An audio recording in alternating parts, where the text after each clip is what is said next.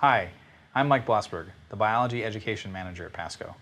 And I'm Barbara Puglisi, Curriculum and Training Specialist at PASCO. Today we're going to look at a PASCO Spark Lab called Diffusion, where we look at a model of a cell membrane with the dialysis tubing and investigate passive transport in that membrane. So I'm going to open the Diffusion Lab. And the first page that comes up is Materials and Safety, followed by some background information about the lab and also the main idea of the lab, some questions to prime students' memory, and then the instructions. We'll begin by connecting the wireless pH sensor. We'll press the power button to turn the sensor on, and notice the Bluetooth LED blinks red, indicating that it's ready to pair. Now that it's ready to pair, I'm going to click the Bluetooth menu icon. I see the pH sensor, so I'm going to select it, and I'm done. It's connected. The first measurement we're going to take is of some vinegar and blue food coloring, which is acting as our intracellular fluid. So we'll place the sensor in solution and then wait for the reading to stabilize. That looks great. It's at 2.6, so I'm going to record that in the text box, 2.6. And I'm going to rinse the sensor before we begin our next run. It's a good idea to remind students to scoot the lid up on that pH sensor so it does not get into the solution. Okay. All right.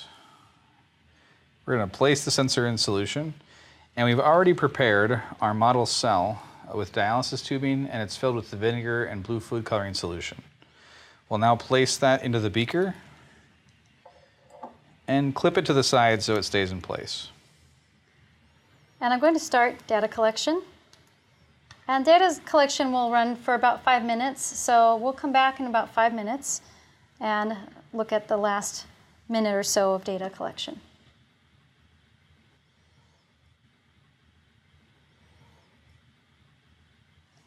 And we're coming up on 5 minutes here, so let's stop data collection. It looks like it's starting to level off.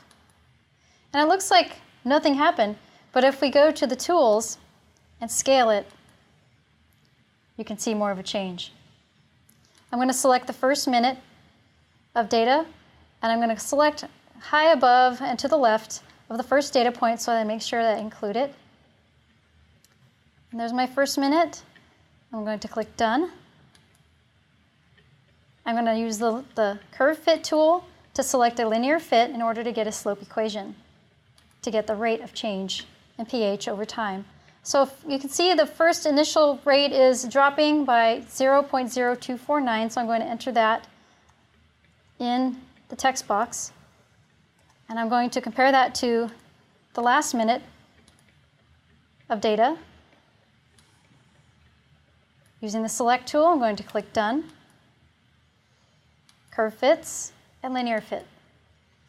Slope equation comes up, and I get negative 0.0168.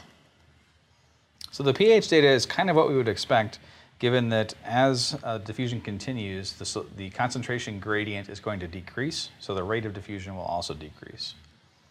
At this point, students can go on and complete the lab to measure the pH of the solution inside of our model cell to see if it changed from the original data point, and then also complete an optional inquiry extension.